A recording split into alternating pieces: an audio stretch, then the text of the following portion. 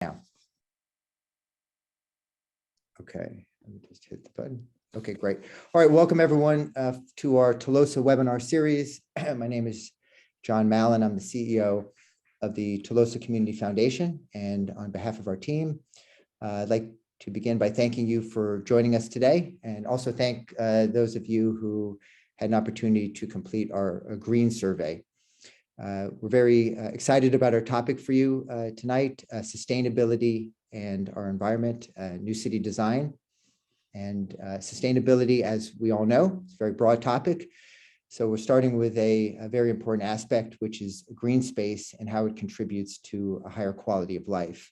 And sustainability in our environment is core to the mission of Telosa, which is to create a more equitable and sustainable future. Our vision is to create a blueprint where we learn from the best practices of today, some of which you'll hear later, and we'll share and apply those lessons to existing and future cities. And importantly, a core set of values, being open, fair, and inclusive, that will shape the design for the city and how we work together to overcome challenges and create opportunities for today and tomorrow.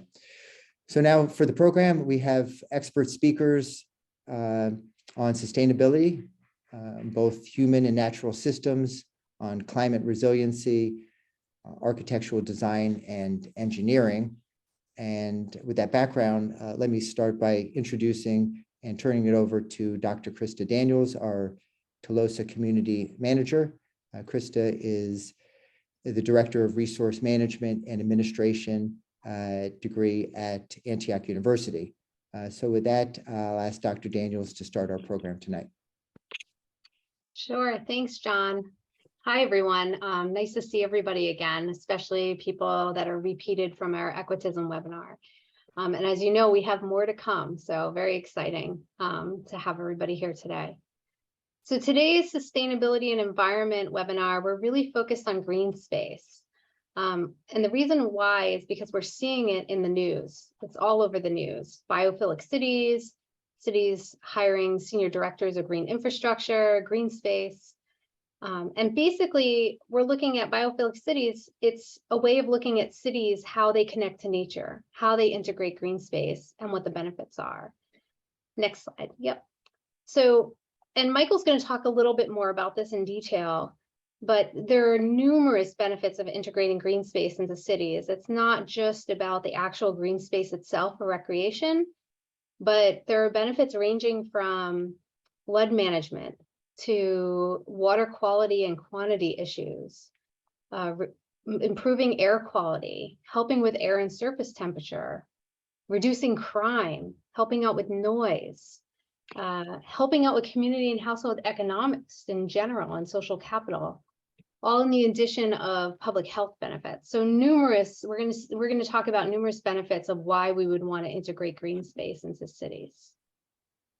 And so next slide, we're seeing this happening not just in the country here in the United States, but we're seeing it all over. You're seeing it in the New York City High Line, integration of green space. The Chicago City Hall rooftop was a green roof. To Portland, Oregon, where they've made a very concerted effort to integrate green space for stormwater. Singapore, and what we're seeing in Singapore is how, if you advance the slide, you're seeing how they're taking existing development and really trying to redevelop and reconfigure, with one of the priorities being integrating the green and blue. From Singapore, we're also looking at places like in Canada, the Vancouver Land Bridge, and looking at green space as a benefit for biodiversity. To places like Los Angeles, where it's hard, people aren't always imagining green, but tons of green space at the Getty Center and places throughout to deal with also large amounts of precipitation and for public health benefits and air quality benefits. Oman. And even from Oman, we're looking at places like Dubai. They're integrating and xeriscaping with green space within their buildings. And finally, even Phoenix, Arizona has signed on to become a biophilic city, which basically means signing on for that, they're going to work to integrate nature and green in all aspects of the city. And when you become a biophilic city, you're basically saying we're going to integrate green space for the benefit of all inhabitants, whether they're human or they're other species. And so we thought this was a great topic to bring up and start talking about, since we're working on Telosa and designing from the beginning. So as you all know, building the Telosa community is a really important piece of this project. And many of you have come here because you're already on the Telosa Community Network, and that you can find in the QR code right here, but it's part of Mighty Networks. And so that's a place where we're hoping, as we're going through these webinars and these topics, that it's the beginning. And remember, this is only the beginning of being able for you to share your thoughts, engage, and talk to others about co-creating this city in America. And again, first new American city in about 100 years. So next slide. So with that, I'll just remind everybody who wasn't here in the beginning that please place any questions you have in the chat. We're going to be looking through that and pulling questions out at the end of the speakers, and having time for asking those questions that you asked. Also, if we don't get to the questions, since there's always so many questions, we will put out an FAQ at the end so that we are addressing folks' questions that come up in this webinar. So with that, I'm going to hand it over to Michael Simpson to kick it off. Hey, well, thank you, Christa. Now, human endeavors are part of the natural world. And the question is, does human decisions reflect the lessons learned from other natural systems? So let me start with something more than just a metaphor to consider the sustainability in old growth forest. For many, they may not know the 17 million acre Tongass National Forest in southern Alaska houses the oldest intact forest in the US. Many of the tree inhabitants are more than 800 years old. However, in a remote area between California, Sierra Nevada range and the Nevada border in the Inyo National Forest, there are species of trees that are estimated to be 3,000 years old. But the record holder is the clonal forest colony of trees of quaking aspen in the Fish Lake National Forest in Utah, with an estimated age of 14,000 years old and possibly the oldest and largest organism on the planet. So what makes such ecosystems sustainable? Through a variety of disturbances that have historically occurred. First, such systems maintain a dynamic flow of energy, water, and materials. These systems are very diverse in their space, species, and function. Connectivity and communication among the system parts at a multiple temporal and spatial scales is an important attribute. Circularity to allow maximum use of efficiencies of energy and materials impact is key. And redundancy in providing essential ecological functions or services must be found. And it is these different attributes that emerges a resilient dynamic equilibrium. So it is important to understand that cities are complex ecosystems, fully natural, even if we sometimes think human-made structures are not in nature. And understanding that the cities must obey the same laws, limitations, and boundaries as all other natural assemblages. This will allow a much more sustainable path. Now, if one looks at cities as ecosystems, understanding how the metabolic flows through such an entity can inform wise planning and decision-making is important. But with the realization that such urban systems, being a spatial nexus of energy, water, and food ultimately, more or less is dependent for various material and energy inputs from outside their boundaries. And more directly, urban systems intimately relate to the surrounding rural areas and wilderness. We're maintaining the integrity of these regional ecosystem attributes directly affects the well-being and sustainability of the city's inhabitants. So today I want to focus on two key strategic metabolic pathways that significantly contribute to the sustainability and well-being of the city. Now, the first is green spaces and all the associated flows with them. The second is blue infrastructure, or the flow and cycling of water, often an essential component in green spaces themselves. So step back to the larger scale in the landscape level. The dynamic of flows dictate how one designs for a sustainable footprint.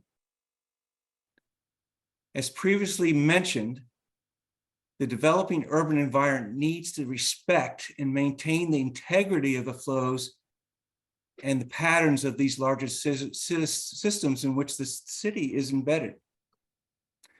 This includes source and timing of water flows, the natural biodiversity that provides essential ecological services, the realities of solar energy and potential, as well as the need for cooling and heating. Also, the realities of wind energy potential and how to ensure such flows are maintained to both cool the city and minimize concentrations of potential air pollutants.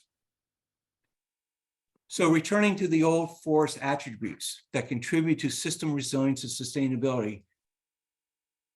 The first being diversity with green spaces, providing habitat and connectivity to support indigenous populations, both natural and human. But green spaces also offer the opportunity for diverse citizenry to come together. It is a venue for diverse ideas that is essential for building social capital. And it is that social capital that cements the participatory democratic process. In short, engaging in the city's green space creates a sense of shared ownership, increased civic engagement, reduce social isolation, and provide a place for people to meet across differences.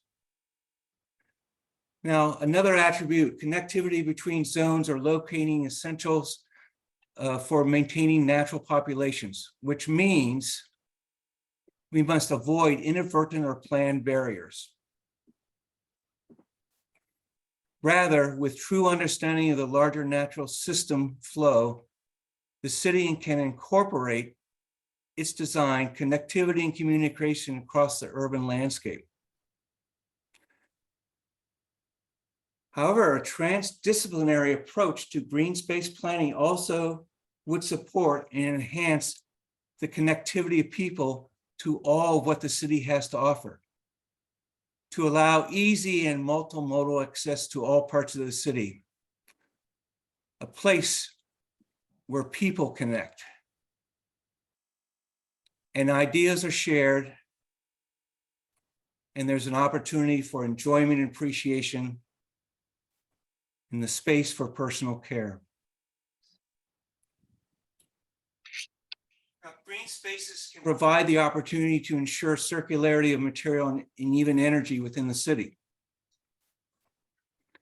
Green spaces can make a city a sponge, so to conserve precipitation in more droughty climates. Alternatively, the absorptive capacity of such green spaces can reduce runoff and improve water quality during times of intense precipitation. Green spaces can create a circular urban agricultural sector by ensuring all unused food and vegetative matter is recaptured through processes such as composting or even anaerobic digestion. The latter not only supplies an additional energy source for the city, but also a soil amendment byproduct, which in turn can be used to regenerate depleted or impacted soils throughout the urban landscape. Now, green spaces provide a host of social, cultural, and natural services to the city's well-being, but universal access to such city attributes must be assured. And history has shown that there have been too many instances where planning decisions resulted in the unequal distribution of these essential urban components. Thus, Telosa has a city design where green space is pervasive across the urban landscape, where it can easily be reached within walking distance from any location and incorporated with business district plans to enhance the employees and the customer's experience.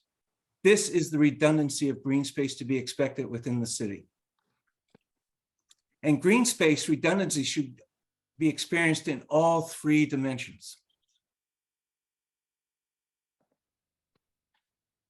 Now, with the attention to the attributes of a sustainable system, dynamic flow, diversity, connectivity, circularity, and redundancy, the city's resilience is enhanced and is better positioned to continue to flourish even with projected larger system changes. What the future may be has some aspects of uncertainty. But if we don't look towards more innovative and sustainable design as proposed here, our current modes of business as usual will make for a more challenging future. Generally, for the US, there will be longer periods between precipitation events. But when it does rain, it will be more intense. As things get warmer and possibly drier, the more distributed use of green and blue infrastructure throughout the city will allow continued urban enjoyment and well-being. And if located strategically, green cover can have a large impact on avoiding significant energy use.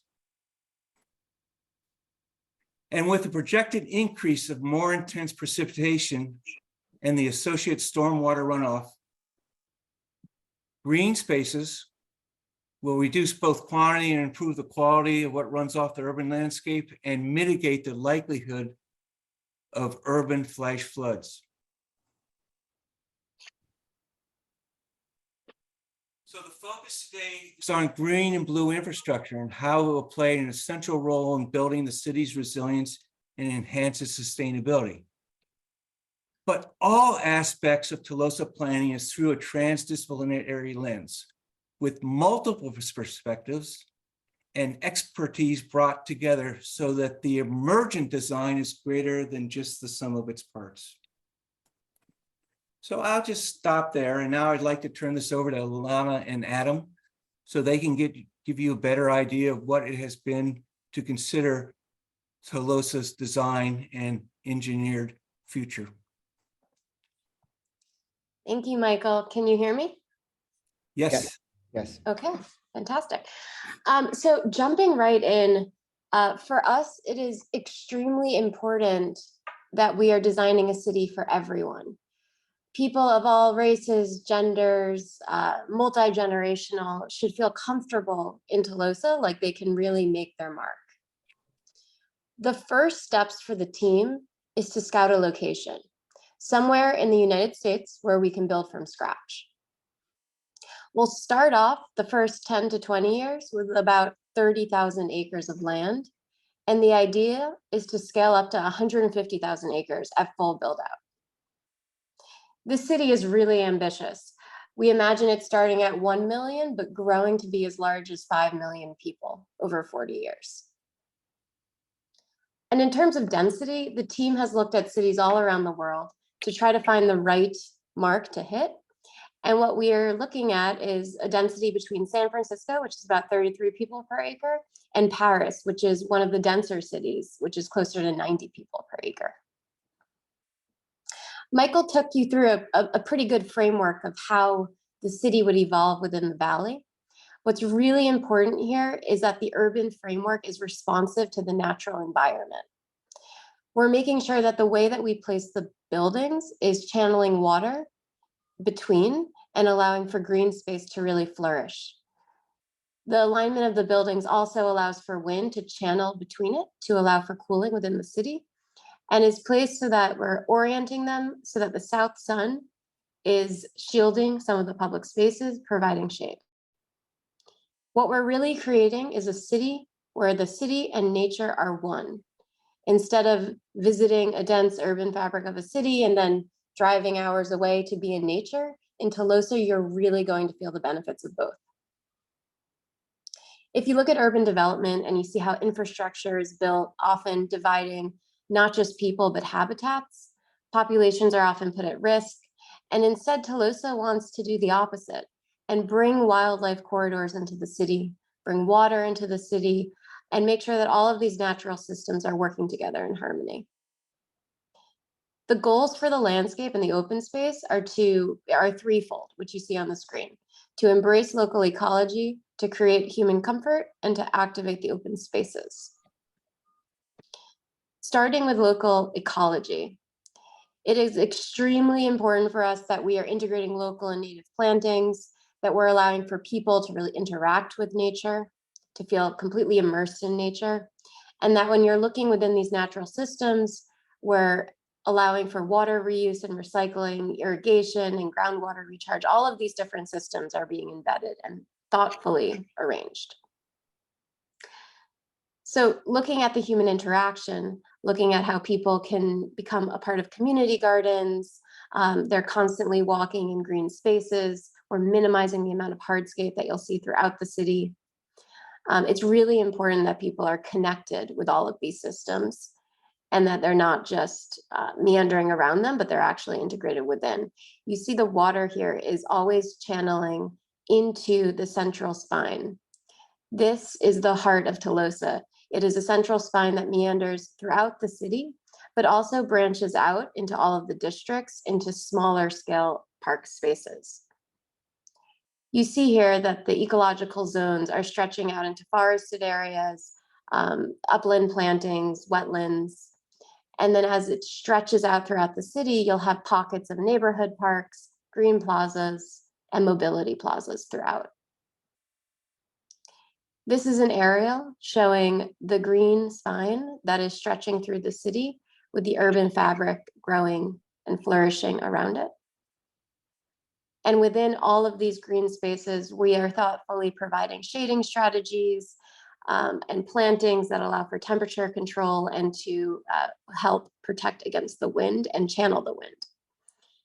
Looking at the open spaces, we're really creating a framework for interaction. So as I said at the start, it's all about the people. The people are the ones who are making this space so unique and making Telosa unlike any city we have. We've been discussing a lot all the different districts and what's really defining the built urban spaces, all of the buildings, but what's as important as the buildings are the open spaces around the buildings. So if we're near an area with governance or technology or health, education, tourism buildings, culture and arts, the open space will provide spill out space that will allow all those activities to happen in open air, open fresh air in the sunlight. Here you see the central Telosa Park highlighting some of the activities that are happening, shaded market spaces, performances, public sculpture gardens. It is a truly activated park that would be an absolute wonder to meander around. And then zooming out, you see how the buildings flank on either side, framing the Equitism Tower in the distance.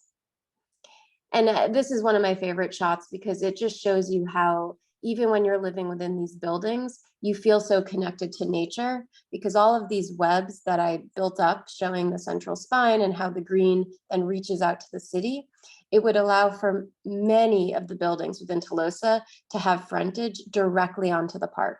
If it's not the major Telosa Central Spine Park, it's pocket parks and neighborhood parks and green alleyways that are moving through the streets. This is an aerial showing the valley where the water is channeled into the central spine and green is popping up throughout the city, surrounded by photovoltaic panels and wind turbines to help with renewable energy and generating energy from natural resources to help power the city. With that, I will pass it to Adam. Thank you, Alana. I'm just going to start with just the idea of water and how essential it is to any civilization and the needs of our open spaces. So from the bottom up, the first and foremost thing that we would be doing is reducing the water use, and not just potable water use, any type of water use. Then using technologies to monitor. In most cities, for example, existing cities, there's a significant amount of water leakage. So being able to create leak-proof pipes, for example, and just using technology to monitor that is essential. And then embracing circular reuse by recycling water and treating wastewater to non-potable and potable standards.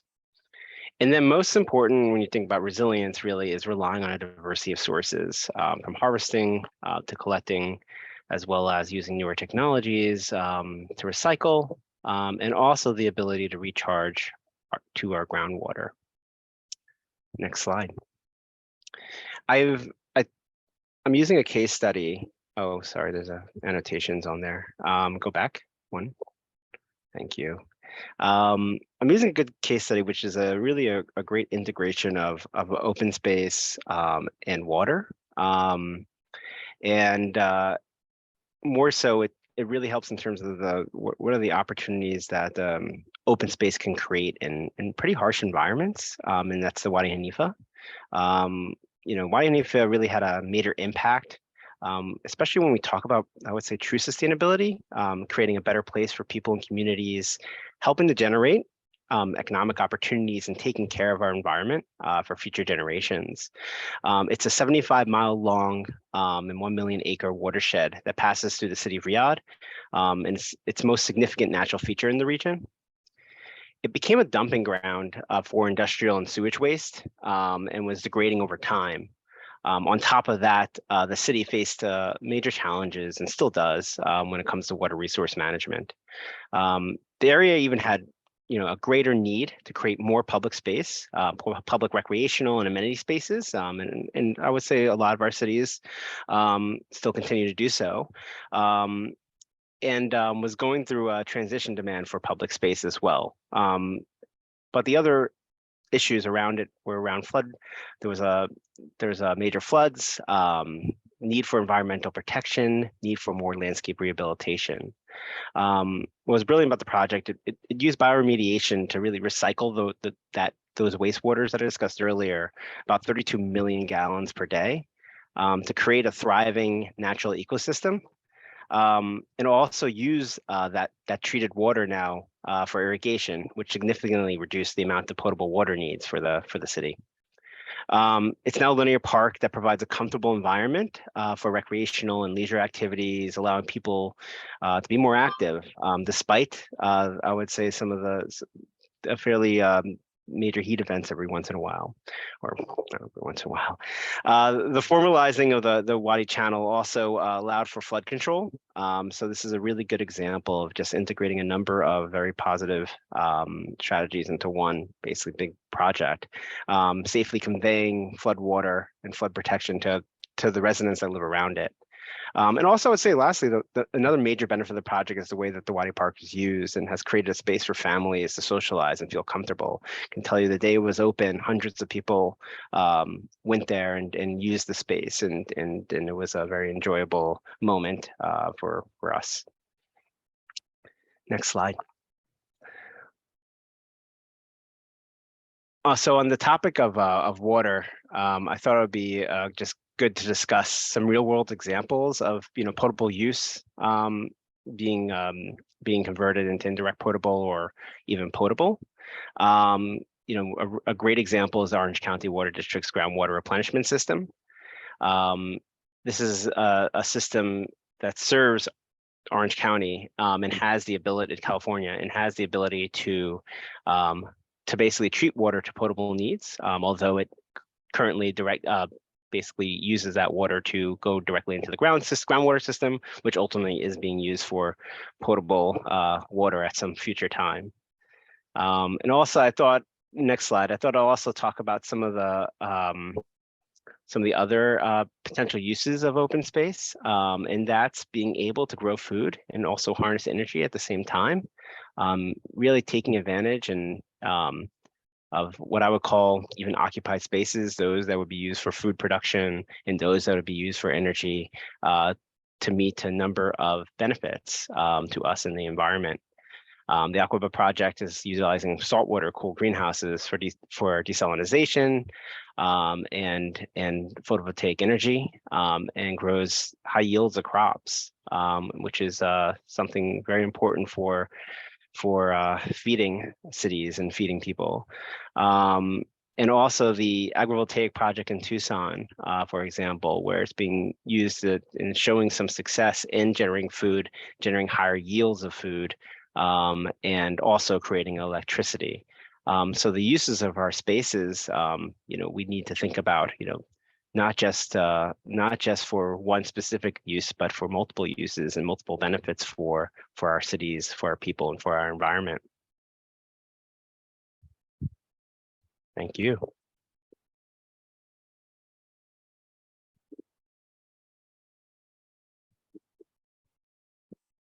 Thanks, Adam. Perfect. So Michael is pulling up. Perfect. So this is a great time now. We have a lot of time for questions and discussion. And so I am going to start with a few of the questions that have been entered in the chat from the beginning and ask some of our folks that have been presenting their thoughts on a few of these. I think one of the first questions that was asked really dealt with this idea of a new city. So one of the questions was, rather than develop specifically in a greenfield, basically a new city, a new slate, why not develop on an abandoned suburban space that already has maybe existing infrastructure? And so I wonder if Adam maybe or Alana could maybe start with this question or go back and forth and give your thoughts on why we've thought about a new city versus looking at an existing place. I don't mind starting with that one. I think it's a really good question. And oftentimes I would say it comes up a lot, especially when we're thinking about new spaces. What I would say is that new spaces allow us to really not make the same mistakes that we've made in a lot of our cities. Really give us the ability to start from fresh and really start things right from the start, but also create something that can be adaptable, that doesn't potentially create barriers, that can grow over time, and really start using sustainability and resilience at the forefront of making those decisions. So there are some advantages, especially given certain climates, and also that we know that these things are changing, and that there's a lot of man-made and natural hazards that are going to impact us in the future. The ability to think about that when basically starting from scratch. Yeah, and I just to add to that, when you're kind of bandaging and fixing old infrastructure, you're not going to get the ideal cyclical systems that we're really aiming for with Telosa. We look at this as an amazing opportunity to create a blueprint for how other cities should be developing, and even cities that are existing today can learn from a city that's really starting from scratch, that has those advantages of doing it right from day one. And we want to, grab that opportunity and start with no conditions in place so that we can really create the perfect ideals. Thanks, Alana. And this goes a little bit hand in hand with another question that was asked or mentioned, and that's if we have any data or any information on the carbon footprint or the expected carbon footprint of a future Telosa versus a typical city.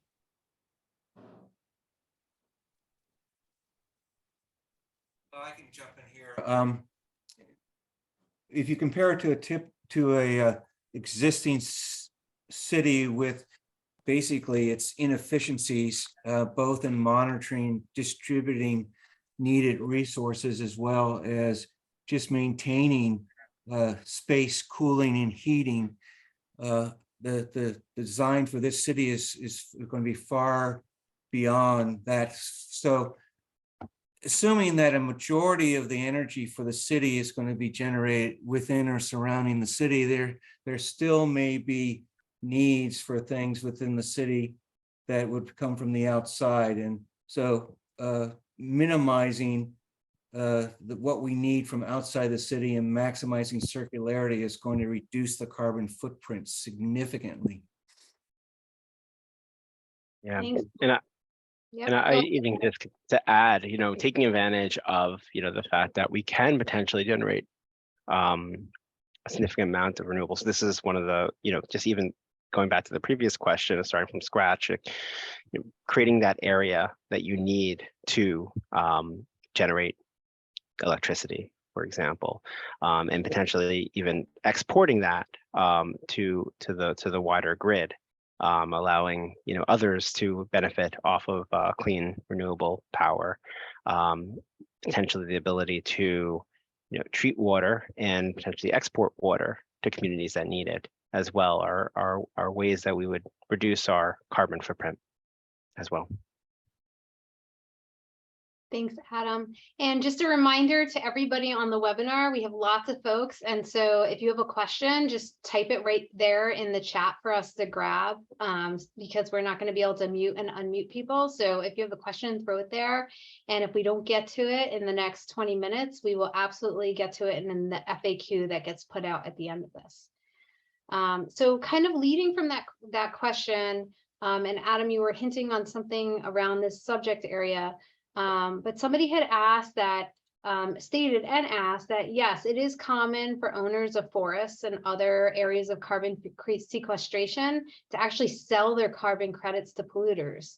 And so it ends up being sold on a renewable energy market system.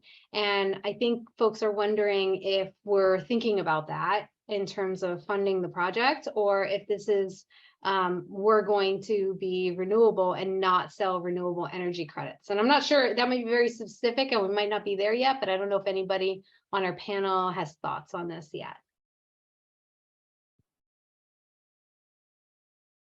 I think that as of right now, I would say that that is a bit specific, but the idea is that we, if we can, and we should be able to, just from the calculations, but also it really does depend on also where you're located, in terms of renewable energy, that we'd want to export that electricity. And obviously, if there's an opportunity to, sell that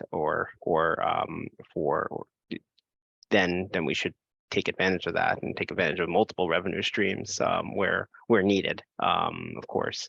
But I do think that the goal really is to be more regenerative and giving back as opposed to taking.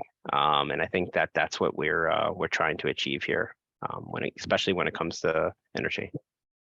Yeah, let me jump in also. Remember, I talked about redundancy. We have multiple opportunities for redundancy. I saw a question about microgrids. That is one way in which you create a resilient system, is basically have redundancy in supply. But there's wind, there's solar, there's a possibility of energy from anaerobic digestion.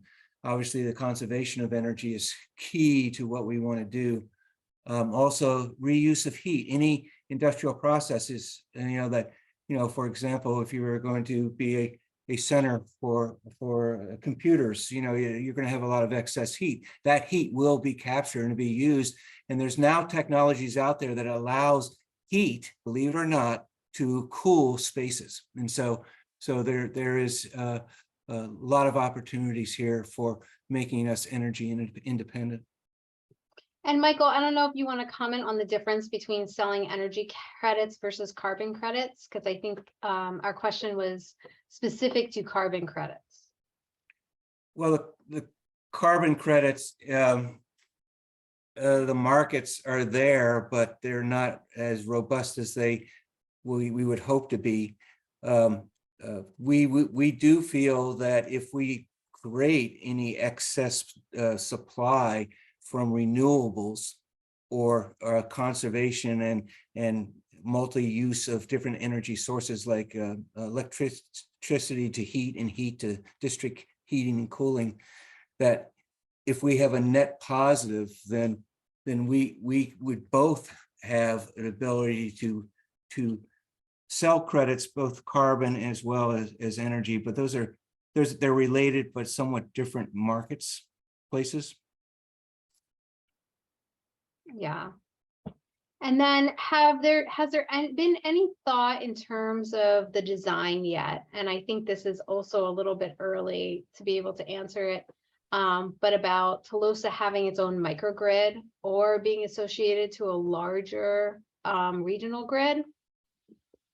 I mean, yes. So going back to what Michael said as well, I mean, you do want to have a number of actual what's called microgrids in a city. That's an ideal situation to be able to connect with each other, but also be able to isolate just in case there is something, there's some type of outage in one area. And also, but you also want to be connected to the regional because as I mentioned, if you have the ability to give back and contribute to the greater grid, you should do that, and vice versa if you need it as well. But the idea, is to create a number of microgrids across the city, so that neighborhoods can operate independently if they need to, but also give back when they can. Thanks, Adam. And this might be a question for Alana. We had a question about how the sustainable architecture and how it could overall affect the mood in a city. And if you've, in the work you've done in the past, have come across anything about that in specific. Yeah, I mean, I think a big part of many of our designs is that you can see the sustainable infrastructure. When you look at these buildings, you see on the rooftops, the green roofs that are growing produce for the city. You see the solar panels. It almost becomes a city as showcase of sustainability. Instead of those systems being completely invisible, you can see and really experience them. So I think that's one big piece of it. And then another piece is construction materials and the selection of using timber, mass timber as much as possible to use this renewable resource to build our buildings instead of concrete and some other less sustainable materials. So you'll really see it, and you can, when you see the visuals, the city does look a little bit different because it's performing differently.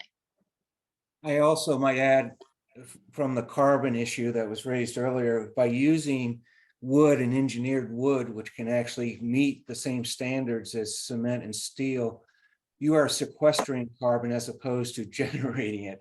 And so once it's in the building, it is in the building. And so that sequestration is going to be key for us to reduce the carbon footprint. Yeah, thank you, Michael. A couple questions have come in about transportation, actually. And so I'm curious if we have anybody here that might be able to talk about the role of mass transit. And I know, and specifically, maybe if we're going to allow gas-powered cars and trucks in the city. I can start by saying that we didn't mention it in this discussion because this is a focus on open space, but I guess to be fair, vehicles are a part of open space. We are proposing that there are no vehicles that are not electric or autonomous. So it's a pretty bold statement. It's an all autonomous electric city. And we've developed our own transit system called ground to air, which is a system that allows for people to use this electric pod to move from one place to another and ideally share that vehicle. And it's a pod that would seamlessly go from being on the ground, moving at very slow speeds so that it could share the roads with pedestrians. Therefore, our roadways are actually smaller because it's shared streets. But it also allows for this vehicle to connect with a maglev hook onto an elevated track, and like a SkyTrans system, it can move around the city at higher speeds. So I'm summarizing a very complex system quite fast, but the short answer is all autonomous and all electric. Great, because we did have some questions about private vehicles, so I think that helps. There was a really interesting question that came up through the chat a little while back, and it has to do with rapid ecological change. And Michael, we might start with you with this one, but I'd love to hear from actually everybody on this. And here we have a new city, and we know we're going to experience different types of ecological changes. Have we thought about ways that the city could be able to pivot based on the changes that are thrown at us? And are there specific fixed points though that we'll have to work around? Yeah, I'll start this. It's basically, the city will be scaling up. And as it scales up, it's going to learn. It's a process of adaptive management where you continually monitor very specific things and seeing how they're responding to larger systems, and not just larger climate systems, but larger economic systems and larger changes that are impacting us as far as human health, et cetera. And as we monitor these things, we learn from them. And as new innovation and ideas come over the time of the development, each new stage basically is a new manifestation of the current thinking of multidisciplines.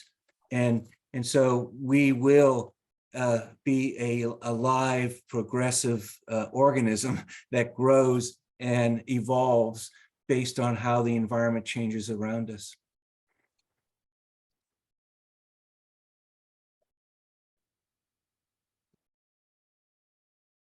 Thanks, Michael.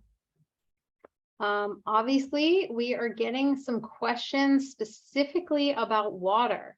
And so I'm wondering if anyone here, Alana or Adam, would like to talk about how Telosa might be considering how to deal with water management, specifically if we are in a semi-arid or arid region where there's water scarcity issues, and what we might be thinking about on dealing with that specific barrier.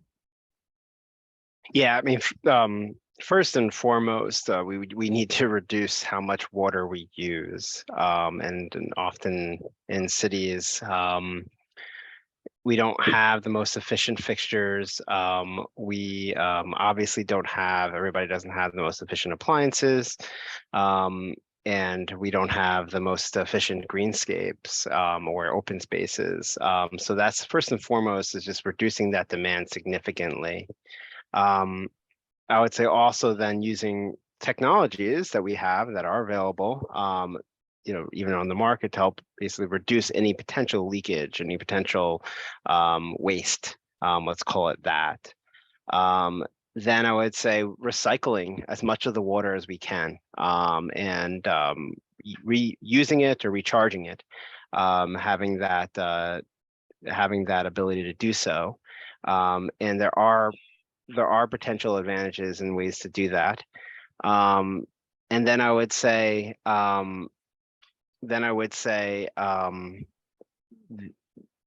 finding a number of diverse sources of water as well.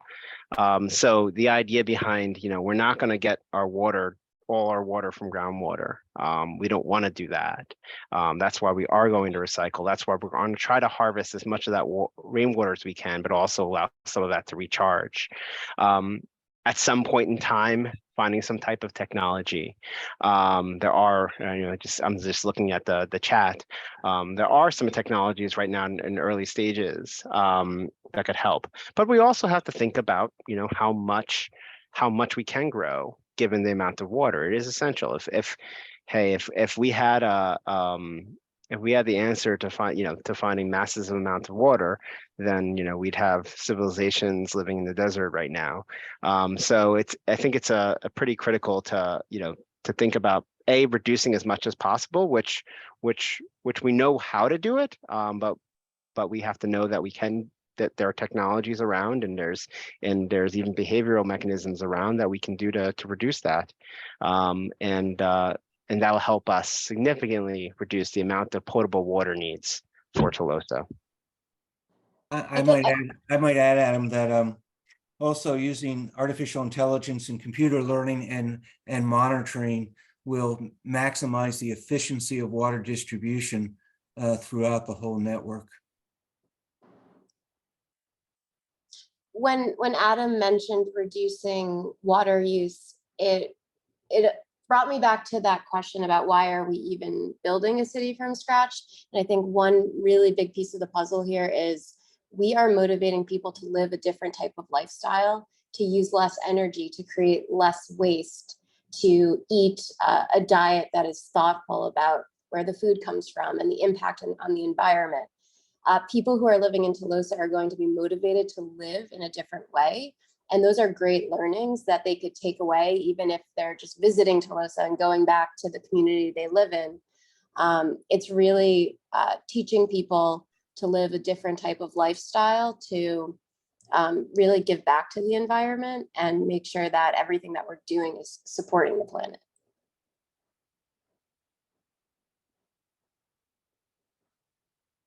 Thanks, Alana.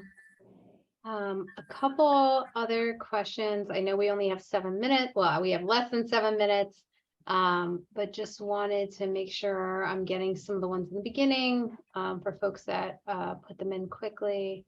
Let's see. One came up that, and this might be a design question as well as a social capital question, but somebody made note that overall in the design, there might be externalities, right? So we might have different water treatment plants, sewage treatment plants, transfer stations. So have we given thought in the design about siting and environmental justice and what that looks like in the design plans for Telosa? I think it's important to not take infrastructure and facilities and put them on the outskirts of the city, but instead to make sure they're very much integrated throughout the city. A project that I work at BIG, sorry, if I think the introductions were a while back, so I'll just, to recap, I am a part of a firm of 600 architects, designers, planners, and a project we just completed in Copenhagen is a waste to energy power plant. It is placed in the city. And at first it was just a piece of infrastructure that no one visited and no one really wanted to be around. And we converted it into a ski slope. So now people are going to the ski slope. They're sledding or skiing down the roof of a waste to energy power plant. So it's taking infrastructure and it's making it enjoyable and it's making it social. So I think that same concept is something that we would be doing throughout Telosa. You're not seeing like infrastructure versus social spaces. Instead, they're all married together. Thanks, Alana. I guess one of the goals we have is that no matter where you are, you can reach everything you need, to maintain the well-being of your existence. And, everything will be in a 15-minute walk. Okay, so it's not as if you've got to cross the city to find something. Basically, it will have distributed services and amenities throughout the city, just like I talked about why we're making green space pervasive across the urban landscape. Yeah, thanks, Michael. And that actually dovetails nicely to the question somebody had about the pursuit of technology and, seeing lots of renderings that deal with obviously automated cars, Hyperloop, electric taxis, air, but wondering how much we're thinking about in terms of designing the city for bikes and walking and other traditional forms of public transportation. That's such a good point. And I think maybe we didn't emphasize that enough. Even though there will be autonomous and electric vehicles, those are really secondary to the fact that this is a completely walkable, bikeable city, and that should be the #1 mode of transportation for everyone. As Michael mentioned, the 15-minute city concept means that all of your needs are within those 15 minutes of wherever you're standing. And that allows us to avoid people getting in cars and in trucks and even on public transportation to get their basic daily needs, which is great for the environment and means we'll have tons of bikes and tons of joggers and pedestrians out in the city. Thank you. And so with that, I just wanted to, we only have 4 minutes and we want to give obviously announcements of what's coming next, but from Alana, Adam, and Michael, if you saw any specific question or you want to make one last minute comment, and knowing everyone, of course, we're collecting all the questions that are there and going to put them in an FAQ for everybody to see and answer. But right before that, if there are any last words, for any of our speakers. Yeah, this is a concept we haven't talked about, but we will in the future is the participatory democratic foundation of the city, and having these kinds of inputs, these kinds of questions, this kind of interaction is part of the beginning of that process. So the more you can give us critical questions, critical assessments, and provide us new ideas, it's only going to emerge into a better designed concept.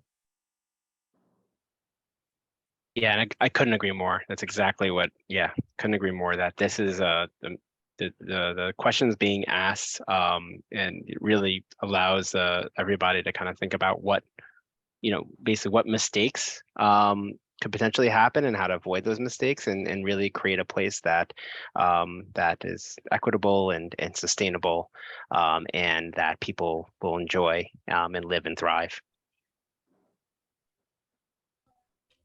Well, because I'm the last, I'll add one more thing to what Adam and Michael said, which I agree with both. Our designs and how Telosa will evolve in terms of what it looks like and feels like is really driven by the comments we get from the community. It's not just about critiquing cities and how they are today. We also love hearing about what's great, what's working in your neighborhood, in your city, in your country. We like studying those different precedents and then bringing the best of all of these different spaces and features to Telosa. That would be the ideal scenario.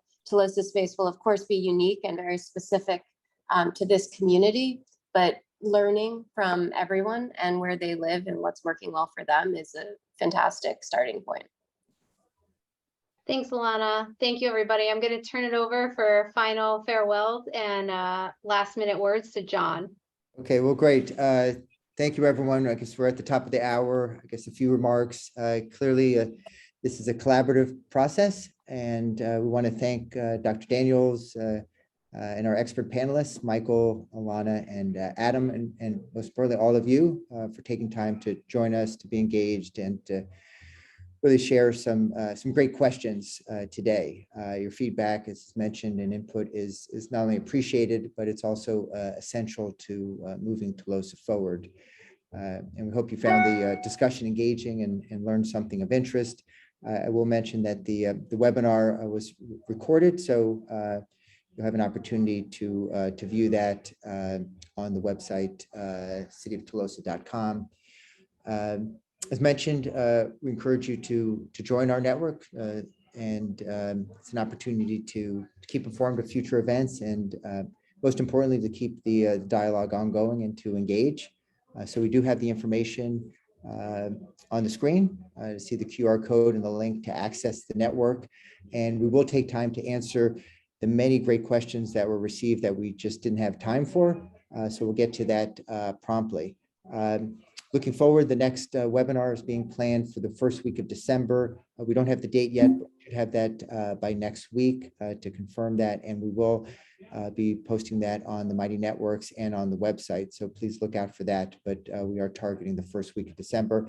Exciting topic, very relevant as we're talking about community. This is about how to use technology and innovations to build community. What are some of the best practices being applied today, and what's possible in the future. So please tune into that. And in the meantime, we look forward to continuing the dialogue with you and want to thank you. Let's end the recording there. And thank you, everyone. Have a great rest of the evening. Look forward to next time we connect.